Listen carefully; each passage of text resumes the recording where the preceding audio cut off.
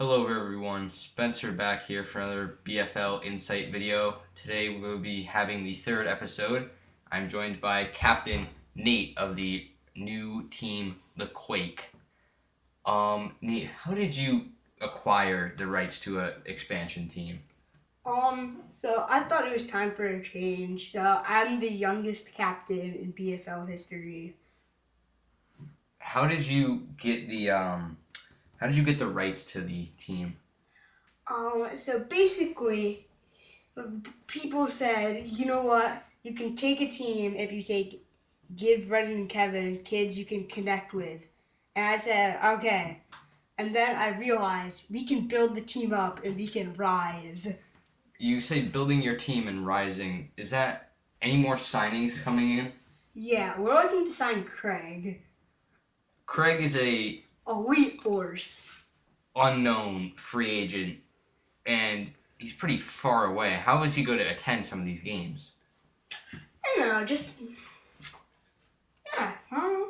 Do you have the team budget to fly him out from California? No. Okay. And any other roster additions? Paul is a player that has not been signed to a team or drafted yet. There hasn't been a lot of discussion about him in the draft. Would you guys be thinking of signing him as a free agent? We would. You would? What position does he play? Mostly wide receiver. And speaking of positions, which one of your players will play quarterback here? Of course, Gibbs. That's why he's playing quarterback in the picture. He's an elite quarterback, and we're expecting a lot from him. Known to be a tight end, though. How do you think that will fare against the older players in the league who are pretty swift at getting to the quarterback? Well, he has an elite halfback to pitch it off to Kevin, aka Beefquake, which is how we got the name, the Quake. I like that name. So, will the depth chart look around, as you know, 4 players are on the field at a time. So, quarterback you said Gibbs, halfback Kevin, and will you and Brendan both be playing wide receiver? Yes, but Brendan will also be playing a tight end role, so he'll go long and short, but, just gotta play with what you got. And playing with what you got sometimes could not be enough if you were playing against bigger teams. I know the Shrek Ogres and the Willsville Cannons are 2 teams that definitely have it out for the younger kids. So I think, how are you guys going to do against those teams? We're going to beat them.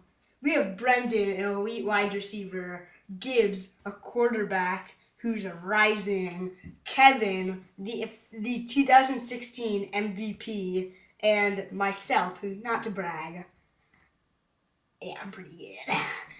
And noticing the duo in the backfield, Brendan and Nate, the former swing set safeties, how will that play into effect on the defensive side of the ball? Yeah, our team is looking to just go total pick city. Basically, we're just gonna get picks, 6, touchdown, win. Okay, that's somewhat arrogant, but I don't have a problem with it. And as for uniforms, some teams have been discussing creating matching uniforms or merchandise for the upcoming season. How will your team be doing that, and what colors will you be picking? They will be gray, orange, and green.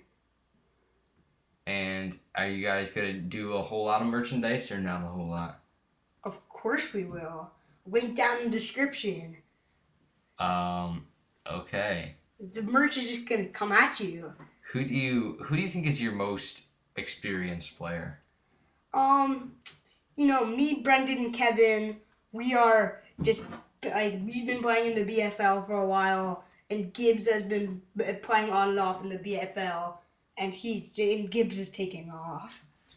Okay. Who do you predict?